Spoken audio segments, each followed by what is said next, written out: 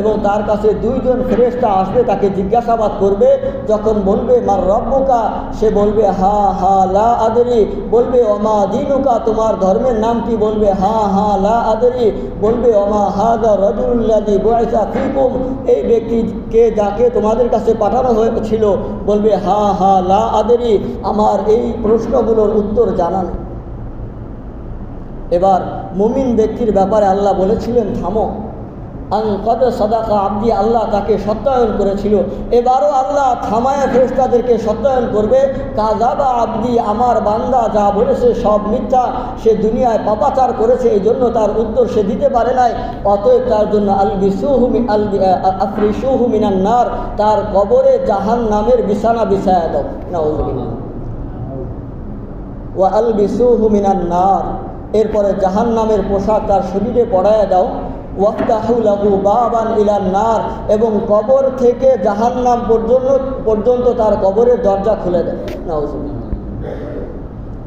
আল্লাহ রাব্বুল আলামিন এই কথার সমর্থনে কোরআনে আয়াত নাযিল করে বলেন, লাহুম মিন জাহান্নামা মিহাদু ওয়া মিন ফাওকিহিম গাওয়াশ, যারা জাহান্নামী হবে তাদের বিছানা যেভাবে হবে জাহান্নামের আগুনের মাধ্যমে, উপরে অনুরূপভাবে গাওয়াশ এর তাফসিরে ইবনে কাসিরের মধ্যে বলা হয়েছে লেহাব, চাদর যেটা আমরা বুঝি কম্বল, অনুরূপভাবে তাদের উপর দিয়েও জাহান্নামের আগুন দিয়ে আচ্ছাদিত করা থাকবে। অর্থাৎ তাদের তলদেশে অর্থাৎ নিচে যেভাবে জাহান্নামের বিছানা থাকবে, উপরেও জাহান্নামের আগুন দিয়ে তাদেরকে আচ্ছাদিত করে রাখা হবে। নাউযুবিল্লাহ।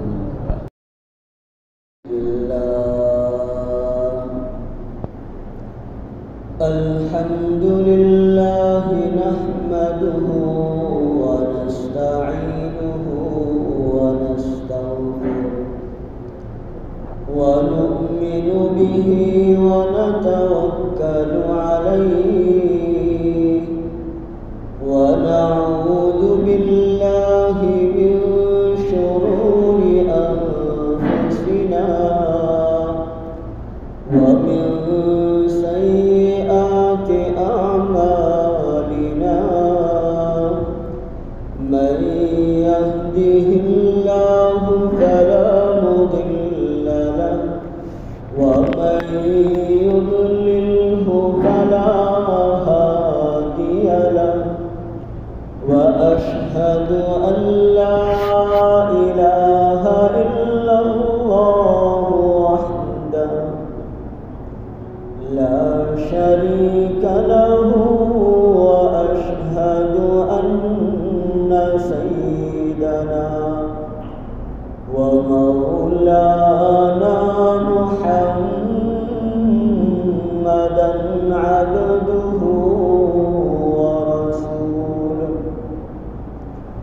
أما بعد فأعوذ بالله من الشيطان الرجيم. بسم الله الرحمن الرحيم. كل نفس ذائقة الموت ثم إلينا ترجعون.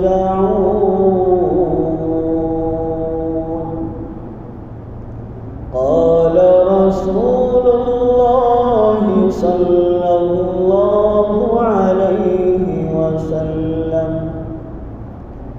إذا مات الإنسان انقطع عنه عمله إلا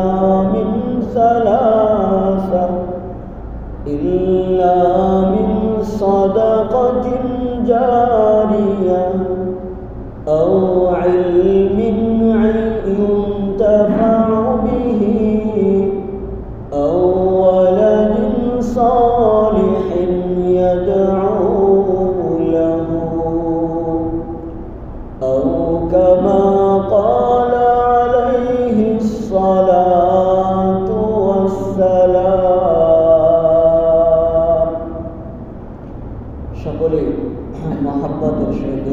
শরীফ পাঠ করি। আল্লাহুম্মা সাল্লি আলা মুহাম্মাদ কামা সাল্লাইতা আলা ইব্রাহিম ওয়া আলা আলি ইব্রাহিম ইন্নাকা হামিদুম মাজিদ। আল্লাহুম্মা বারিক আলা মুহাম্মাদ ওয়া আলা আলি মুহাম্মাদ কামা বারাকতা আলা ইব্রাহিম ওয়া আলা আলি ইব্রাহিম ইন্নাকা হামিদুম মাজিদ। আল্লাহুম্মা সাল্লি আলা মুহাম্মাদ ওয়া সাল্লি আলাল আম্বিয়াই ওয়াল মুরসালিন। আল্লাহুম্মা সাল্লি আলা মুহাম্মাদ ওয়া সাল্লি আলাল মুমিনিনা ওয়াল মুমিনাত ওয়াল মুসলিমিনা ওয়াল মুসলিমাত। সুবহানাকা লা ইলমা লানা ইল্লা মা 'allamtana ইন্নাকা আনতাল আলিমুল হাকীম।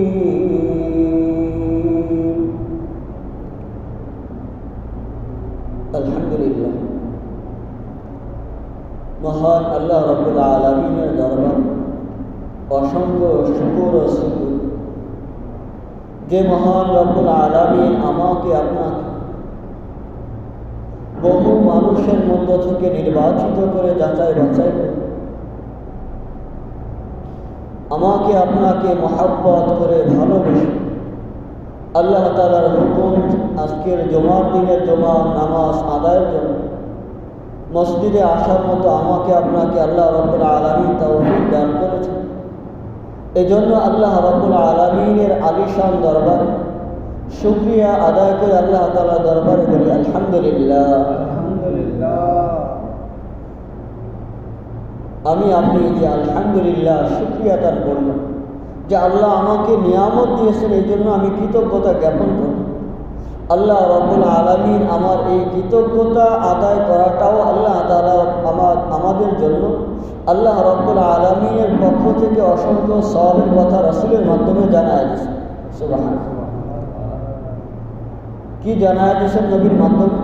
আল্লাহ রাসূল সাল্লাল্লাহু আলাইহি ওয়াসাল্লাম বলেন, যখন কোনো বান্দা আলহামদুলিল্লাহ বলে আল্লাহ তাআলার প্রশংসা, আল্লাহ রাব্বুল আলামিন তামলাউল মিজান, মিজানের দাঁড়িপাল্লা পরিমাণ সব আল্লাহ তাআলা ওই বান্দার আমলনামায় দান করেন। এজন্য মুহতারাম হাজিরিন, আল্লাহ যে আমাকে আপনাকে বিভিন্ন সময় বিভিন্ন নাজ নিয়ামত দান করেন, এই জন্য আমার আপনার জন্য বড় দায়িত্ব হইল, ঈমানি দায়িত্ব হইল, আমি আল্লাহ তাআলার নেককার বান্দা হিসেবে আমার উপরে দায়িত্ব হবে আমি আপনি আল্লাহ রাব্বুল আলামিনের দরবারে ন্যূনতম যে শুকরিয়া আছে জবানে আলহামদুলিল্লাহ বলা, এটা আমি আপনি সকলেই আমাদের জীবনে বাস্তবায়ন করার চেষ্টা করি ইনশাআল্লাহ। আল্লাহ আমাদের সকলকে তৌফিক দান করেন, আমিন। মুহতারাম হাজিরিন, আমি যে আয়াতে কারিমা তিলাওয়াত করেছি, বর্তমান সময়ের যারা আমরা মসজিদে যাই বা বিভিন্ন জানাজার নামাজে যাই, এই আয়াতটা আমরা বরাবর সব জায়গায় শুনে থাকি এবং অনেক মানুষ এমন আছে যারা কোরআন না জানলেও এই আয়াতের শব্দ শুনে আমরা বুঝে ফেলি যে এখানে হয়তো মৃত্যুর বিষয়ে কোনো আলোচনা হইতেছে। তো আমি যে আয়াতি কারিমা তেলাওয়াত করেছি, আল্লাহ রাব্বুল আলামিন এই আয়াতি কারিমার মধ্যে বলেন, কুল্লু নাফসিন যায়িকাতুল মাউত, প্রতিটি নফস যার ভিতরে প্রাণ আছে, রূহ আছে, ওই প্রত্যেকটা নফসকেই মৃত্যুর স্বাদ আস্বাদন করতে হবে। তো আমার আপনার যত বাহাদুরি থাকুক দুনিয়ার বুকে, আমার আপনার যত কর্তৃত্বই থাকুক না কেন, আমার আপনার জন্য আল্লাহ রাব্বুল আলামিনের পক্ষ থেকে যে সময় রেখা নির্দিষ্ট করে রাখা হয়েছে, ওই সময় যখন আমার কাছে চলে আসবে, ওই মুহূর্তে আমার জন্য 1 মিনিট বিলম্ব করারও সুযোগ থাকবে না। আবার 1 মিনিট দুনিয়া থেকে আগে যাওয়ারও আমার জন্য সুযোগ আল্লাহ রাখেন নাই। এ কথা আল্লাহ রাব্বুল আলামিন নিজেই কোরআনে বলে দিয়েছেন, ওয়ালিকুল্লি উম্মাতিন আজাল, প্রতিটি উম্মতের জন্য, প্রতিটি নফসের জন্য নির্দিষ্ট সময় রয়েছে। ফাইদা জাআ আজালুহুম, যখন ওই নির্দিষ্ট সময় চলে আসবে, লা ইস্তাখিরুনা সাআতাও ওয়া লা ইস্তাকদিমুন, ওই সময় থেকে 1 মুহূর্ত সে বিলম্ব করতে পারবে না যে 1 মিনিট পরে যাব, আবার 1 মিনিট আগে যাওয়ার চেষ্টা করলেও তার পক্ষে যাওয়া সম্ভব হবে। এই জন্য আমার আপনার জীবনে আমি আমাকে যত বড়ই মনে করি, আমি জীবনে আমাকে যত হেডামওয়ালা মনে করি, আল্লাহ রাব্বুল আলামিন যে আয়াতে কারিমা কোরআনের মধ্যে স্পষ্ট বলে দিয়েছেন যে আমার আপনার ভিতরে যদি রূহ নামক জিনিসটা থেকে থাকে, তবে আমাকে মৃত্যুর স্বাদ গ্রহণ করতেই হবে। শুধু আল্লাহ এই একটা আয়াতে না, বরং 3টা জায়গায় এই শব্দটা উল্লেখ করে বলেছেন, কুল্লু নাফসিন যায়িকাতুল মাউত, যে যার ভিতরে নফস অর্থাৎ রূহ নামক জিনিস আছে, তাকেই মৃত্যুর স্বাদ গ্রহণ করতে হবে। এজন্য মুহতারাম হাজির, আমার আপনার মৃত্যুটা কেমন হওয়া দরকার? আমি যে আমাকে ঈমানদার দাবি করি, আমি যে আমাকে একজন নবীর উম্মত হিসাবে সাব্যস্ত করে থাকি, আমি যে আল্লাহর একজন গোলাম হিসাবে নিজেকে মানুষের সামনে প্রকাশ করে থাকি, তাহলে আমার মৃত্যুটা কেমন হওয়া দরকার? আর আমার মৃত্যুটা কেমন হইলে আমার জন্য মৃত্যুর সময় কি সুসংবাদ রয়েছে? আর আমার মৃত্যুটা যদি সুসংবাদীয় সংবাদের সাথে হয়, আমার মৃত্যু পরবর্তী প্রথম যে স্টেপ আছে কবর, এই কবরে আমার সাথে কি মুআমালা করা হবে, আল্লাহ রাব্বুল আলামিন তাওফীক দান করেন। তো এই আলোচনা ইনশাআল্লাহ আমরা সকলেই শুনব। তো দেখেন, সূরাতুত তাকাসুর নামে একটা সূরা আছে। আল্লাহ রাসূলের এক সাহাবী আব্দুল্লাহ ইবনে শিখীর রাদিয়াল্লাহু তাআলা, আল্লাহ রাসূলের এই সাহাবী বর্ণনা করেন, আমি আল্লাহ রাসূলের কাছে আসি, এসে দেখি ওয়া হুয়া ইয়াকরাউ আলহাকুমুত তাকাসুর, যে আল্লাহর হাবিব সাল্লাল্লাহু আলাইহি ওয়াসাল্লাম সূরা তাকাসুর তেলাওয়াত করতেছেন। এরপরে সাহাবী বলেন, আল্লাহ রাসূল সূরা তাকাসুর তেলাওয়াত করে বলতেছেন, ইয়াকুলু ইবনু আদম, আদম সন্তান বলে, মালি মালি, দুনিয়ার ভিতরে শুধু বলে আমার ধন, আমার সম্পদ, আমার টাকা, আমার বাড়ি, আমার গাড়ি, আমার ব্যাংক, আমার ব্যালেন্স, সব বলে আমার আমার। আল্লাহর হাবিব সাল্লাল্লাহু আলাইহি ওয়াসাল্লাম বলেন,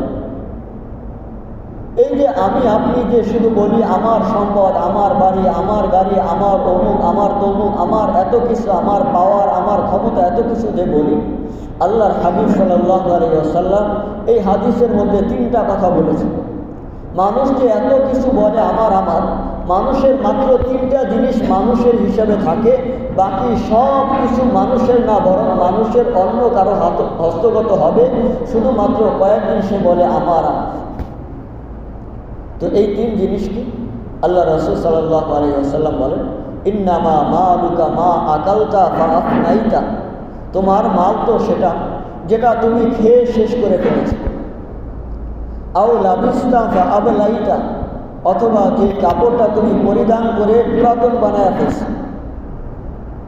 আও তাসাদ্দাকতা ফাআমযাইতা, 3 নম্বর হল যেই জাকাত, যেই ফিতরা, যেই দান তুমি আল্লাহর রাস্তায় করে আর কবরে পাঠিয়ে দিয়েছো, অর্থাৎ আল্লাহর খাতায় জমা করে দিয়েছো। এই 3টা জিনিস শুধু মানুষের সম্পদ, নিজস্ব সম্পদ। তাছাড়া আমি আপনি যত যাই কিছু বলি এটা আমার, আমার বাড়ি, আমার গাড়ি, আমার ব্যাংক অ্যাকাউন্ট, আমার জমি, আমার সব কিছু যে আমি দাবি করি, আমার রোগটা আজকে আমার শরীর থেকে বের হয়ে যাবে, আমার সব কিছু আমার এই নামে যে ছিল এতদিন আমার নামে, এই সব কিছু অন্য কারণে আমি ট্রান্সফার হয়ে যাবে। কি বলেন, ঠিক না? যেটা আমরা সহজেই বুঝি যারা ব্যাংক অ্যাকাউন্ট করি। ওখানে ব্যাংক অ্যাকাউন্ট করার সময় নিজের নামের সাথে আরেকজন আয়ানি নমিনি বলা হয়, সম্ভবত নমিনি দিতে হয়। অর্থাৎ আপনি যদি মারা যান তাহলে পরবর্তী ওই লোকটা আপনার অ্যাকাউন্টের টাকার মালিক হবে বা সে এই টাকা উত্তোলন করতে পারবে। তো আপনার রোজ আপনার শরীর থেকে বের হয়ে যাওয়ার সঙ্গে সঙ্গে আপনার যে ব্যাংকে থাকা যত অর্থ সম্পদ আছে সব আরেকজনের নামে ট্রান্সফার হয়ে যায়।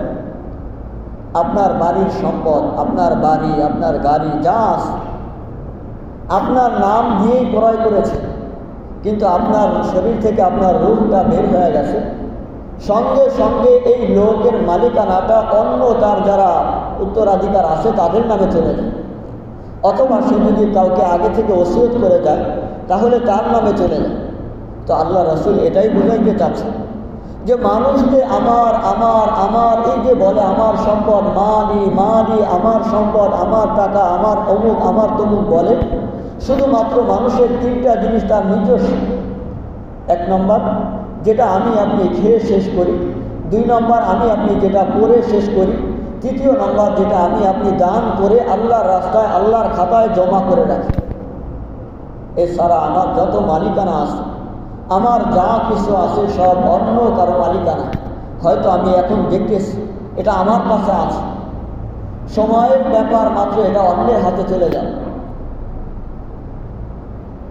মুসলিম শরীফের আর এক হাদিসের মধ্যে আল্লাহ রাসূল বলেন, লাউ কানা লিবনি আদম ওয়াদিন মিন যাহাবিন, যদি আদম সন্তানের একটা উপত্যকা শুধু স্বর্ণের হয়, কিসের?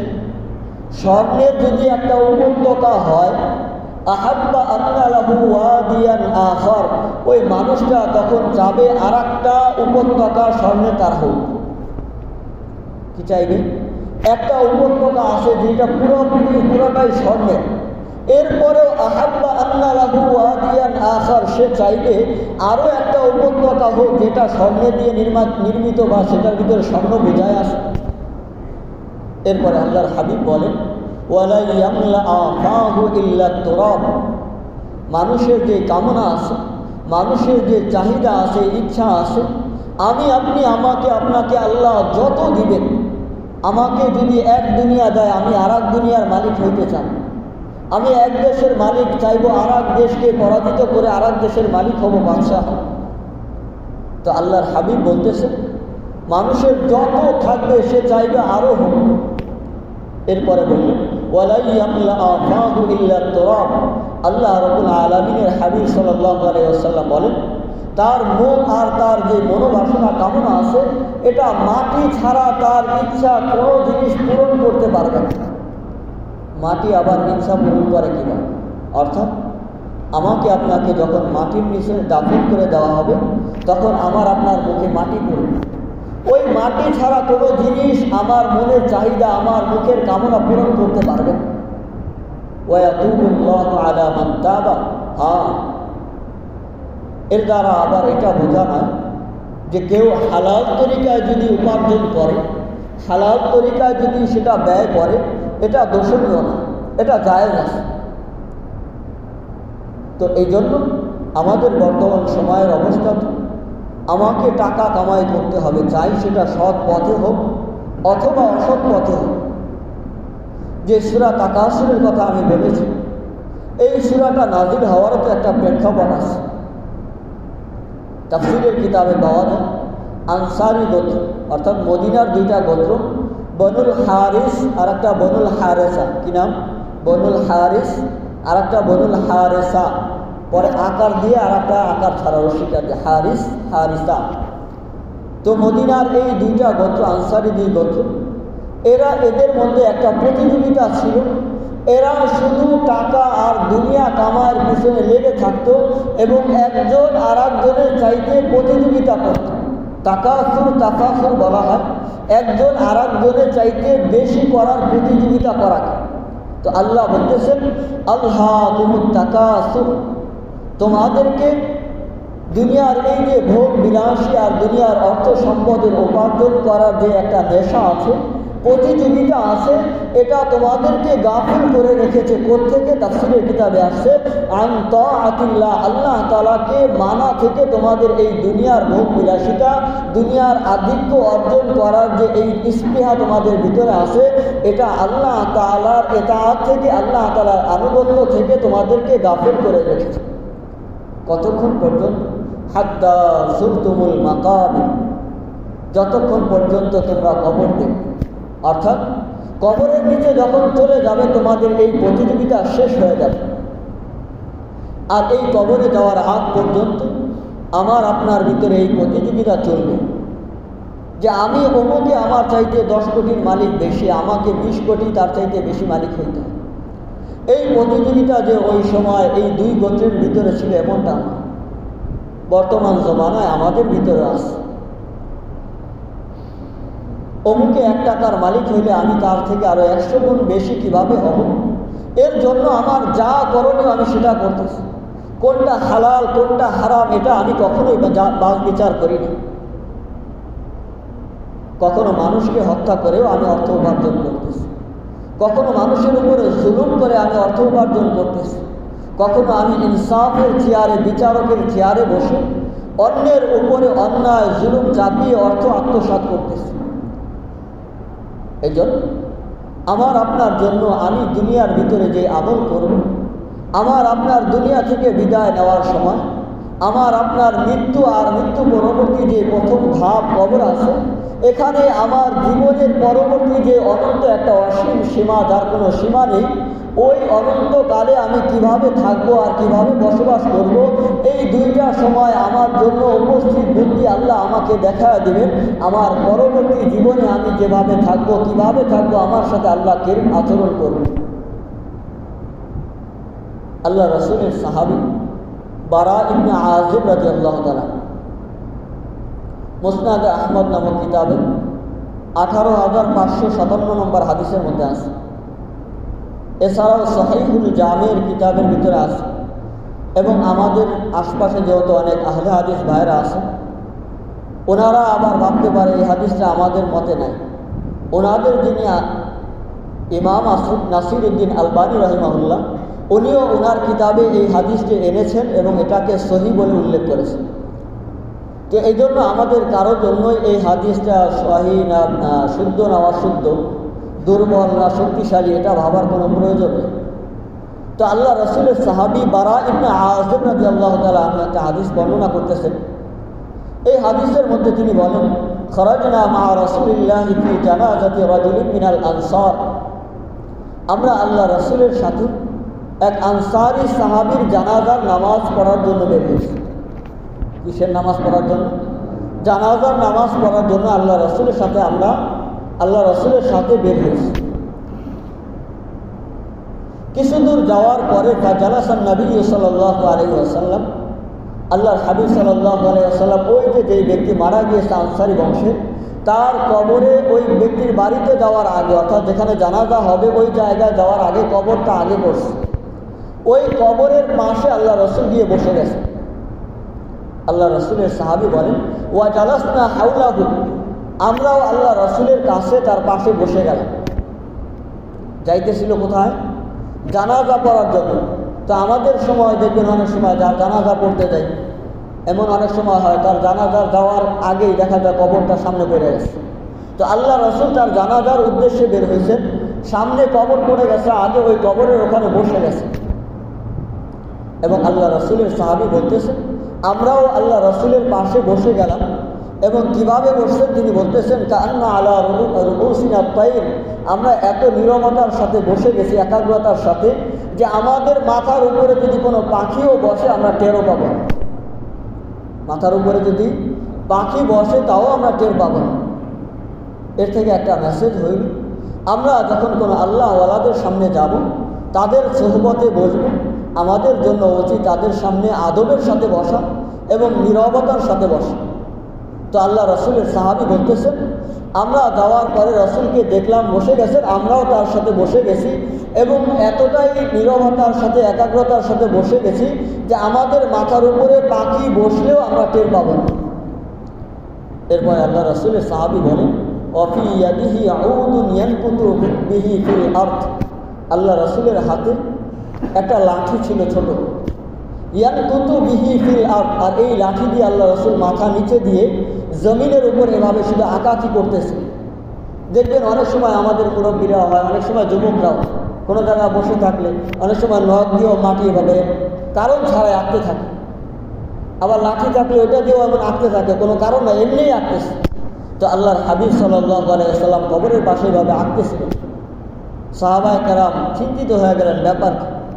আল্লাহ রাসূল কবরের এখানে বসলেন, আবার লাঠি দিয়ে শুধু এভাবে আঁকতেছেন, মাথাও উঁচু করেন। ফারাফা রাসাহু রাসূলুল্লাহ সাল্লাল্লাহু আলাইহি ওয়াসাল্লাম। কিছুক্ষণ পর আল্লাহর হাবিব সাল্লাল্লাহু আলাইহি ওয়াসাল্লাম মাথা উঁচু করলেন। মাথা উঁচু করে সাহাবায়ে কেরামদেরকে উদ্দেশ্য করে বললেন, ইস্তাঈযু বিল্লাহি মিন আযাবিল কবরি মাররাতাইন আও সালাসা। আল্লাহর হাবিব সাল্লাল্লাহু আলাইহি ওয়াসাল্লাম সাহাবায়ে কেরামদেরকে বললেন, ইস্তাঈযু বিল্লাহি মিন আযাবিল কবর। এই কবরের শাস্তি থেকে তোমরা আল্লাহর কাছে পানা চাও।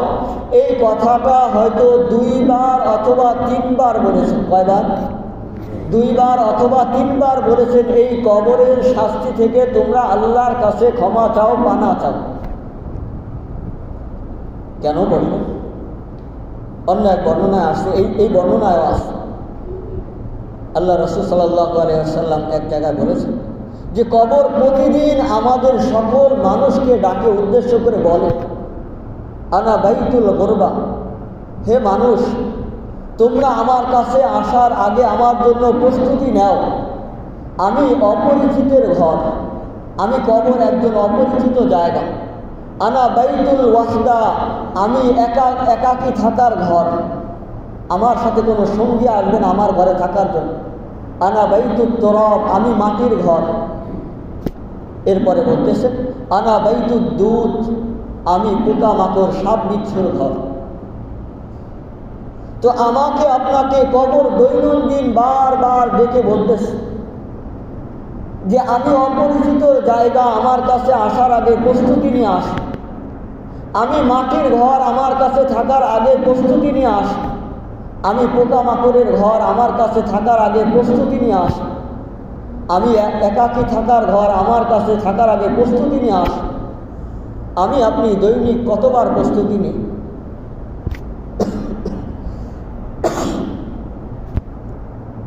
তো আল্লাহর হাবিব সাল্লাল্লাহু আলাইহি ওয়াসাল্লাম যে বললেন, আমাকে আপনাকে যে কবর ডাক দিয়ে প্রতিদিন বলেন যে ওই কবরে আসার আগে আমি আপনি যেন কবরে আসার জন্য প্রস্তুতি নিয়ে আসি।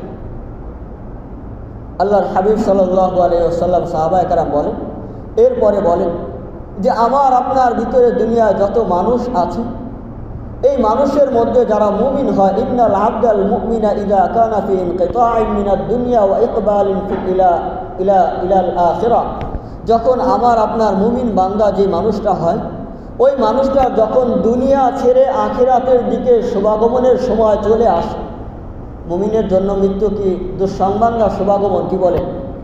তো মানুষের জন্য যখন যে ওই মানুষটা মুমিন হবে, মুমিন বান্দা, হাদিসে বলছে ইন্নাল আবদাল মুমিন, মুমিন বান্দার যখন দুনিয়া ছেড়ে আখিরাতের উদ্দেশ্যে রওনা করার সময় হয়, তখন আল্লাহ রাব্বুল আলামিনের হাবিব সাল্লাল্লাহু আলাইহি ওয়াসাল্লাম বলেন, নাযালাত ইলাইহি মালাইকাতুন মিনাস সামা। আল্লাহ রাব্বুল আলামিনের পক্ষ থেকে এই মুমিন বান্দাকে মৃত্যুর সময় স্বাগত জানিয়ে নেওয়ার জন্য আসমান থেকে আল্লাহ তাআলার অসংখ্য অগণিত ফেরেশতা দুনিয়ায় আগমন করে। সুবহানাল্লাহ। আয়েশা কি করে? ফায়াজলিসুনা মিনহু মাদ্দাল বাসার। ওই মুমিন বান্দা যখন মারা যাবে, ওই মুমিন বান্দার মারা যাওয়ার সময় সে যে অবস্থায় থাকে, তার চক্ষুর দুইটা জ্যোতির যতদূর সীমা রেখা যায়, চোখের আলো, ওই সীমা পর্যন্ত দুই পাশে ফেরেশতাগণ তাকে অভ্যর্থনা জানানোর জন্য লাইন বা সারি ধরে বসে থাকে। সুবহানাল্লাহ, মানে বাড়ি যায় বলবেন কি বলবেন।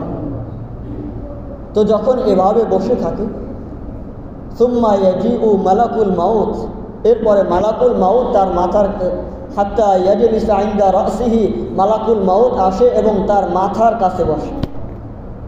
এরপরে বলে, আইয়াতুহান নাফসুত তাইয়্যিবা, হে পবিত্র নফস, পবিত্র সত্তা, উখরুজি ইলা মাগফিরাতিন মিনাল্লাহি ওয়া রিদওয়ান, তুমি আল্লাহ তাআলার ক্ষমা এবং সন্তুষ্টির দিকে বেরিয়ে আসো। সুবহানাল্লাহ, কি বলতেছে? আইয়াতুহান নাফসুত তাইয়্যিবা, হে পবিত্র নফস সত্তা, তুমি আল্লাহ তাআলার ক্ষমা এবং সন্তুষ্টির দিকে বেরিয়ে আসো। এবং যখন এ কথা বলে, হাদিসের মধ্যে এই বর্ণনায় আসে, ফাতাখরুজু, নফসটা বেরিয়ে আসে, রূহটা ওই শরীর থেকে বেরিয়ে আসে। কিভাবে আসে? তাসিলু কামা তাসিলুল কাতরাতু মিন ফিস সিকা, আল্লাহর হাবিব সাল্লাল্লাহু আলাইহি ওয়াসাল্লাম বলেন, পাত্র থেকে যখন পানি একদম শেষ হয়ে আসে, দেখবেন শেষ মুহূর্তের ফোঁটাটা একদম আস্তে আস্তে পড়ে। অনুরূপভাবে একজন মুমিন ব্যক্তির শরীর থেকে তার রূহটা এতটাই আস্তে আস্তে নমনীয়তার সাথে আরামদায়ক অবস্থায় তার রূহটা ফেরেশতাগণ বের করেন। সুবহানাল্লাহ। এই যে মালাকুল মাউত জানটা বের করে নিল, বের করে নেওয়ার সঙ্গে সঙ্গে তার সামনে যে আসমান থেকে আল্লাহ তাআলার অগণিত ফেরেশতাগণ এসেছেন, তার রূহকে অভ্যর্থনা জানানোর জন্য, স্বাগত জানানোর জন্য ওই ফেরেশতাগণ ওই মালাকুল মাউতের কাছে এবার চলে আসে। মালাকুল মাউত চায় এই মুমিন ব্যক্তির আত্মাটা, রূহটা একটু নিজের কাছে রাখার জন্য। কিন্তু ওই যে অসংখ্য অগণিত ফেরেশতা যারা আসমান থেকে নেমে আসছে, এরা প্রতিযোগিতায় লেগে যায় আমাদের কাছে এই রূহটা দিয়ে দেয়। সুবহানাল্লাহ, মানে বলবেন। এবং এই ফেরেশতাগণ জান্নাত থেকে দুইটা জিনিস নিয়ে আসে। কয়টা জিনিস? দুইটা জিনিস। একটা হইল কাফানুম মিন কাফানিল জান্নাহ, জান্নাতি কাফন, ওয়া হানুতুম মিন হানুতিল জান্নাহ, এবং জান্নাতের সুগন্ধি। এই দুইটা জিনিস নিয়ে আসে। এরপরে ওই মালাকুল মাউতকে বলে, আমাদের এই হাতে কাপড়টা বিছায়া বলে, আমাদের কাছে এই মুমিন বান্দার রূহটা দিয়ে দাও। যখন এই কাপড়ের মধ্যে দেয়, এরপরে তাদের কাছে থাকা ওই জান্নাতি সুগন্ধিটা লাগায়া তারা এটা পেঁচায় আবার তারা দুনিয়া ত্যাগ করে আল্লাহ তাআলার দিকে, আসমান, এক আসমান, দ্বিতীয় আসমান, তৃতীয় আসমান, এভাবে সপ্তম আসমানে নিয়ে যায়। সুবহানাল্লাহ। প্রতিটি আসমানে যেহেতু অসংখ্য অগণিত ফেরেশতাগণ আছে, যখন যেই ফেরেশতার সামনে দিয়ে যায় তখন বলে, মা হাযার রূহুত তাইয়্যিব, এই পবিত্র আত্মাটা কার? তখন ওই যে আত্মা বহনকারী ফেরেশতাগণ বলেন, ফুলান ইবনু ফুলান, অমুক ব্যক্তির ছেলে অমুক। দুনিয়ায় আমাদের যে সুন্দর নামগুলো আছে, এই নাম দিয়ে বলে অমুকের ছেলে অমুকের রূহ। তো এভাবে প্রত্যেক আসমানে তাকে ফেরেশতাগণ স্বাগত জানায়।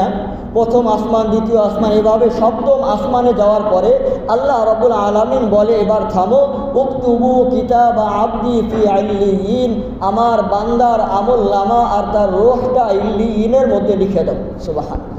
ইল্লিয়িন বলা হয় এমন একটা জগৎ যেখানে মুমিনের আত্মা এবং তাদের কিতাবাদি রাখা হয়। তো বলবে, উকতুবু কিতাবা আবদি, আমার বান্দার কিতাবাদি আমলনামা ফি ইল্লিয়িন, ইল্লিয়িনের মধ্যে লিখে দাও, এবং আমি আল্লাহ তাকে ক্ষমা করে দিছি, এই ঘোষণা তাকে জানায় দাও। সুবহানাল্লাহ। এটা কার মৃত্যু হবে? মুমিন ব্যক্তির মৃত্যু হবে। যখন এই অবস্থা হবে, আল্লাহ রাব্বুল আলামিন, আমরা তো দুনিয়ায় মানুষকে কবর দিয়ে হয়তো মাটির নিচে, বাসতলায়, কবরস্থানে, পারিবারিক কবরস্থানে, কিন্তু রূহটা কোথায় চলে গেছে? 7 আসমানের উপরে ইল্লিয়িন নামক এক জায়গায়। যখন ওই জায়গায় চলে গেছে, এবার আমরা দুনিয়ায় তো কিছুটা সময় বিলম্ব করি এই লাশ দাফন করার জন্য।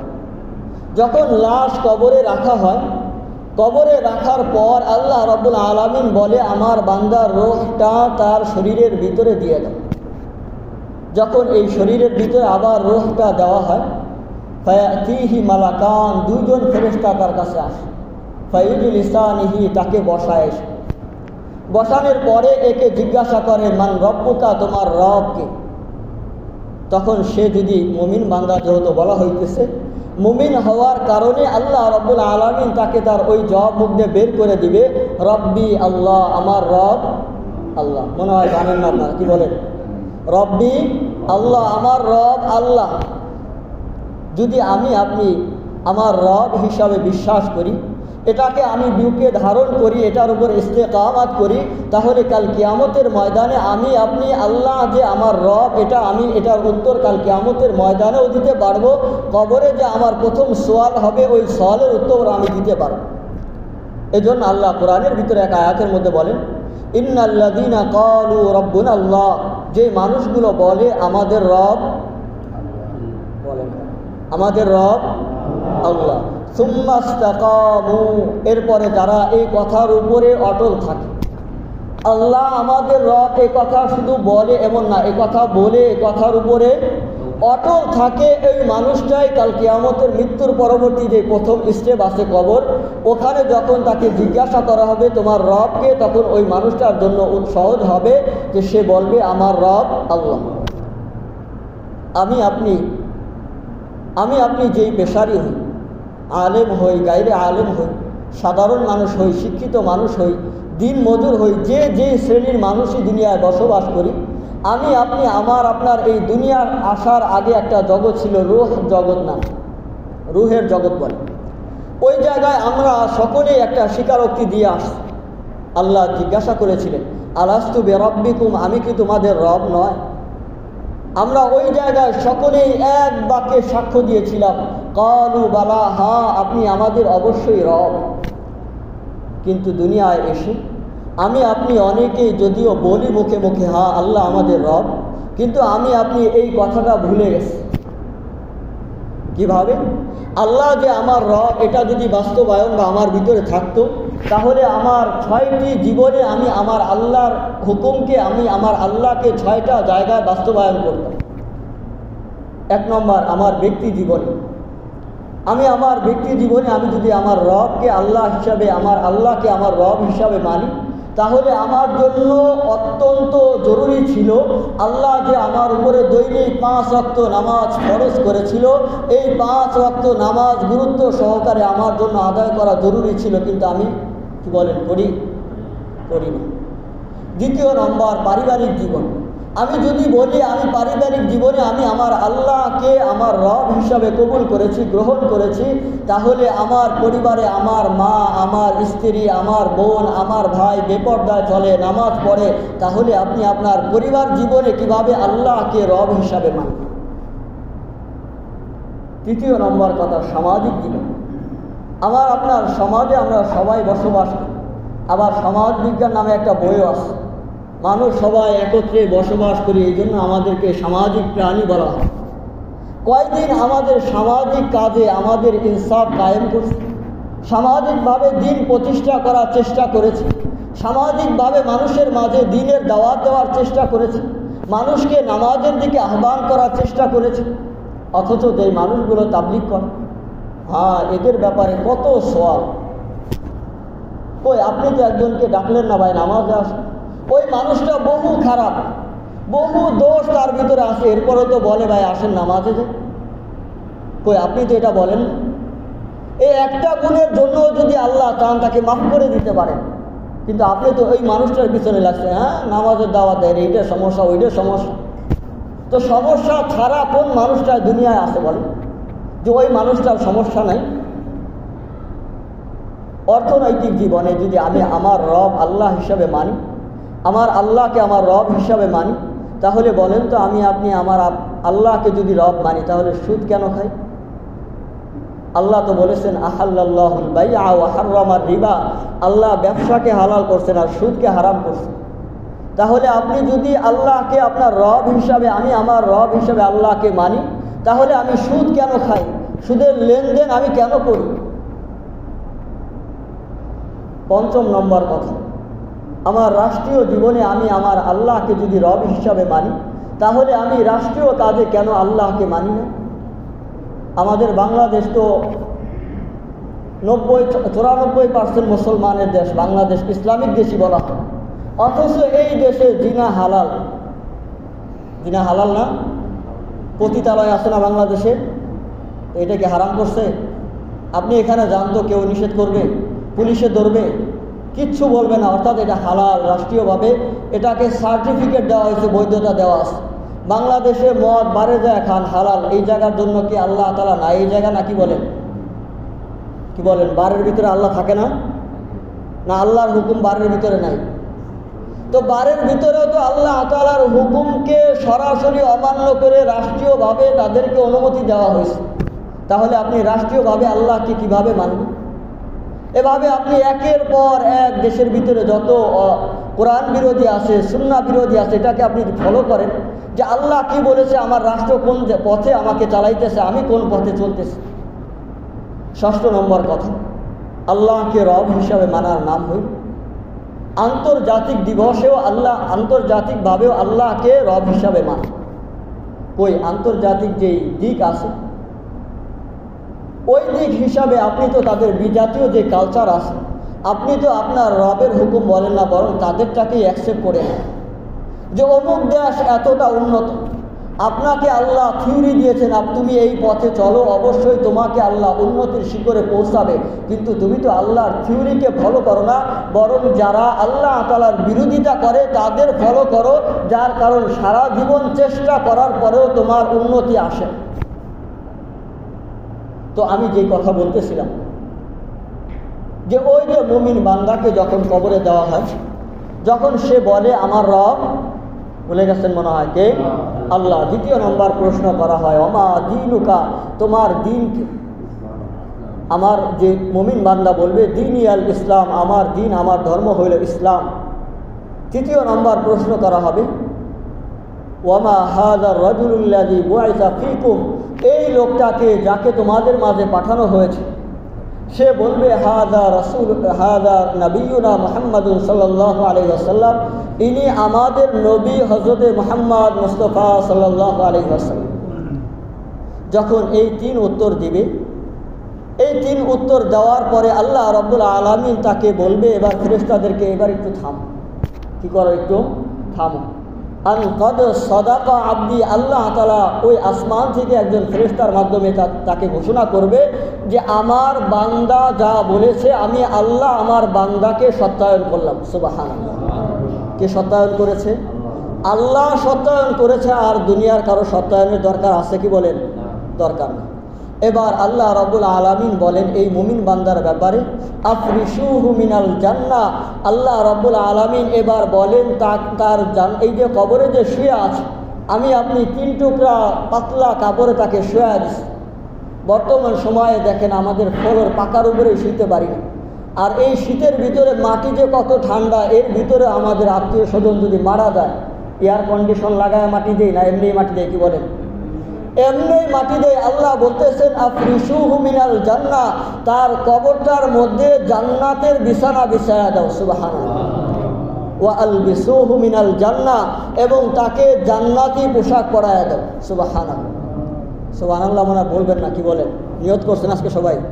ওয়াফতাহু লাহু বাবান ইলাল জান্নাহ, এবং তার কবর থেকে জান্নাতের দরজাগুলো খুলে দাও। সুবহানাল্লাহ। যখন এই মুমিন বান্দার অবস্থা হবে, আল্লাহ রাব্বুল আলামিনের নাজ নিয়ামত, সে ওই যে জান্নাতের যে নাজ নিয়ামত আছে কবরে বসেই এগুলো ভোগ করতে থাকে। আর আমার আপনার অবস্থা যদি মুমিন না হয়ে বেদিন হয়ে আমি মারা যাই, আমার ভিতরে যদি ফাসিকি থাকে, তাহলে আল্লাহর হাবিব সাল্লাল্লাহু আলাইহি ওয়াসাল্লাম এরপরে বলতেছেন যখন একজন ফাসিক কাফের মুমিন না বেঈমান মারা যায়, তার রূহ কবজ করার জন্য যেভাবে মুমিনের জন্য অসংখ্য অগণিত ফেরেশতাগণ এসেছিল, তাদের আকৃতি ছিল সুন্দর এবং দেখার মতো, যখন কোনো বদকার মারা যায় তখন তার সামনে অসংখ্য অগণিত ফেরেশতা আসে, তাদের চেহারাগুলো কালো রঙের হবে এবং তাদের চেহারার অবস্থা এমন হবে তাদের চুলগুলো মাথা থেকে লম্বা হবে পায়ের নিচ পর্যন্ত। কতটুকু লম্বা? মাথা থেকে পায়ের নিচ পর্যন্ত অনেক লম্বা লম্বা মনে হবে মানুষের আকৃতি, এবং তাহাদের চেহারাগুলো হবে কুচরি কালো হবে। দেখার সঙ্গে সঙ্গেই দেখবেন অনেক মানুষের মৃত্যুর সময় হয় চোখ উল্টায় আছে, বলে মৃত্যুর যন্ত্রণায় চোখ উল্টায় গেছে। মূলত তার সামনে যে অবস্থাটা প্রকাশ পেয়েছে, আমি আপনি তো ওই অবস্থা দেখতে পাইতেছি না, এই জন্য আমার আপনার ওই অবস্থাটা অনুভব করার সুযোগ হইতেছে। যখন আসবে তখন ওই যে মুমিন বান্দাকে বলেছিল আইয়াতুহান নাফসু তাইয়্যিবা, আর যখন কোনো খারাপ ব্যক্তির আত্মাকে বের করার জন্য আসে তখন বলে আইয়াতুহান নাফসুল খাবিসা, হে অপবিত্র আত্মা, হে বদকার সত্তা, নফস, রূহ, তুমি বের হয়ে আস ইলা গাদাবিন মিনাল্লাহি ওয়া গাদাবিহি ইলা সাখাতিল্লাহি ওয়া গাদাবিহি, তুমি আল্লাহ তাআলার ক্রোধ এবং তার রাগের দিকে বের হয়ে আস। এবং তার রূহটা কিভাবে বের করা হয়? আমার আপনার শরীরে যে পশমগুলো আছে, আমার আপনার শরীরের ভিতরে যদি একটা লোহা এভাবে ঢুকায়া আবার টান দিয়ে বের করা হয় সুস্থ অবস্থায়, যতটা যন্ত্রণাদায়ক হবে তার চাইতেও বেশি যন্ত্রণা দিয়ে এই ব্যক্তির লাশটা বের করা হবে, রূহটা বের করা হবে লাশটা। যখন এই অবস্থা হবে তো সামনে যে ফেরেশতাগণ বসে আছে এদের কাছে ছালার চট নিয়ে আসবে। কিসের চট? ছালার চট নিয়ে আসবে এবং সঙ্গে সঙ্গে বলবে তাড়াতাড়ি এই অপবিত্র আত্মাটা আমাদের চাটায়ের ভিতরে ভরে দাও, এবং সঙ্গে সঙ্গে এটাকে পেঁচায় ফেলবে এবং এটাকে নিয়ে যখন আসমানের দিকে ওঠা শুরু করবে, আসমানে যাওয়া শুরু করবে। আর প্রথম আসমানে যখন দুনিয়ার আসমানে যাবে তখন বলবে এই অপবিত্র আত্মাটা কার? বলবে অমুকের ছেলে অমুকের। এবার তাকে বলা হবে, তার জন্য ওই যে আগে যে মুমিন ব্যক্তির জন্য আসমানের প্রত্যেকটা দরজা থেকে স্বাগত জানিয়ে তাকে উপরে পাঠিয়ে দেওয়া হয়েছিল, কিন্তু যখন দুনিয়ার আসমানে যাবে, যখন অপবিত্র আত্মা নিয়ে, কোনো কাফেরের আত্মা নিয়ে, কোনো বেঈমানের আত্মা নিয়ে, তখন তার জন্য আর পরবর্তী আসমানের দরজা খোলা হবে না। আল্লাহ রাব্বুল আলামিন কোরআনের মধ্যে বলেন লা তুফাত্তাহু লাহুম আবওয়াবুস সামা, তার জন্য আসমানের দরজা খোলা হবে না। ওয়ালা ইয়াদখুলুনাল জান্নাহ, সে জান্নাতেও প্রবেশ করবে না। হাত্তা ইয়ালিজাল জামালু ফি সাম্মিল খিয়াত, যতক্ষণ পর্যন্ত উট সুয়ের ছিদ্র দিয়ে প্রবেশ না করবে। অর্থাৎ আমাদের কাছে এটা কেমন হাস্যকর মনে হইতে পারে যে সুয়ের ছিদ্র দিয়ে আবার এত বড় একটা উট কিভাবে প্রবেশ করে। অর্থাৎ সুয়ের ছিদ্র দিয়ে যেভাবে উট প্রবেশ করা সম্ভব নয়, এই মানুষটার জন্য জান্নাতে যাওয়াও ওইভাবে সম্ভব নয়। নাউযুবিল্লাহ। এরপরে যখন এই মানুষটাকে কবরে শুইয়ে দেওয়া হবে, তার রূহটাকে সিজ্জিন নামক জমিনের সর্বনিম্ন স্তরে ওই জায়গায় পাঠিয়ে দেওয়া হবে এবং তার রূহ যখন তাকে দাফন করা হবে কবরে, তাকে শরীরের মধ্যে আবার রূহটা পাঠানো হবে এবং তার কাছে দুইজন ফেরেশতা আসবে, তাকে জিজ্ঞাসাবাদ করবে। যখন বলবে মার রব্বুকা, সে বলবে হা হা লা আদরি। বলবে ওমা দীনুকা, তোমার ধর্মের নাম কি? বলবে হা হা লা আদরি। বলবে ওমা হাযা রাজুলুল্লাযী বুইসা ফীকুম, এই ব্যক্তিকে যাকে তোমাদের কাছে পাঠানো হয়েছিল। বলবে হা হা লা আদরি, আমার এই প্রশ্নগুলোর উত্তর জানা নেই। এবার মুমিন ব্যক্তির ব্যাপারে আল্লাহ বলেছিলেন থামো, আন কদ সাদাকা আব্দি, আল্লাহ তাকে সত্যায়ন করেছিল। এবারও আল্লাহ থামায়া ফেরেশতাদেরকে সত্যায়ন করবে, কাযাবা আব্দি, আমার বান্দা যা বলেছে সব মিথ্যা, সে দুনিয়ায় পাপাচার করেছে, এই জন্য তার উত্তর সে দিতে পারে নাই। অতএব তার জন্য আফরিসুহু মিনান নার, তার কবরে জাহান্নামের বিছানা বিছায়া দাও। নাউযুবিল্লাহ। ওয়া আলবিসুহু মিনান নার, এরপরে জাহান্নামের পোশাক তার শরীরে পরায়া দাও। ওয়াফতাহু লাহু বাবান ইলান নার, এবং কবর থেকে জাহান্নাম পর্যন্ত তার কবরের দরজা খুলে দেয়। নাউযুবিল্লাহ। আল্লাহ রাব্বুল আলামিন এই কথার সমর্থনে কোরআনে আয়াত নাযিল করে বলেন লাহুম মিন জাহান্নামা মিহাদু ওয়া মিন ফাওকিহিম গাওয়াশ, যারা জাহান্নামী হবে তাদের বিছানা যেভাবে হবে জাহান্নামের আগুনের মাধ্যমে, উপরে অনুরূপভাবে গাওয়াশ এর তাফসিরে ইবনে কাসিরের মধ্যে বলা হয়েছে লেহাব, চাদর, যেটা আমরা বুঝি কম্বল, অনুরূপভাবে তাদের উপর দিয়েও জাহান্নামের আগুন দিয়ে আচ্ছাদিত করা থাকবে। অর্থাৎ তাদের তলদেশে, অর্থাৎ নিচে যেভাবে জাহান্নামের বিছানা থাকবে, উপরেও জাহান্নামের আগুন দিয়ে তাদেরকে আচ্ছাদিত করে রাখা হবে। এজন্য মুহতারাম হাজরিন, আমি আপনি আপনার জীবনে কি কাজ করব? আমি কি দুনিয়া থেকে মুমিন হয়ে মারা যাব, না বেঈমান হয়ে মারা যাব? আমার আমল, আমার কবরে আল্লাহ তাআলা আমার সাথে কি আচরণ করবে? আমি যদি এটা বাস্তবায়ন করার চেষ্টা করি যে আমি একজন, আমার কবরের ভিতরে আল্লাহ জান্নাতের বিছানা বিছাবেন, আমাকে জান্নাতি পোশাক পরাবেন, আমার জন্য কবর থেকে জান্নাতের নাজ নিয়ামত খুলে দিবেন, তাহলে আমাকে আল্লাহ তাআলার হুকুম মেনে আল্লাহ তাআলার হুকুম অনুযায়ী চলতে হবে। আর যদি আমি নিয়ত করি কবরে আমার যা হবার হবে, দুনিয়ায় যে কদিন আসি আমার যে ক্ষমতা আছে এই ক্ষমতা দিয়ে চলে যাব, তাহলে আপনি প্রস্তুত হন, আপনার জন্য আল্লাহ তাআলার ওই যে জাহান্নামের বিছানা, জাহান্নামের পোশাক এবং জাহান্নামের দরজা আপনার জন্য খোলা হবে। এটা আল্লাহ রাসূল যেভাবে বলে গিয়েছেন এটা চির সত্য এবং বাস্তবায়িত হবে। আল্লাহ তাআলা আমাদের সকলকে এই কথা বুঝে আমল করার তৌফিক দান করেন। আমিন। ওয়া আখিরু দাওয়ানা আলহামদুলিল্লাহি রাব্বিল আলামিন।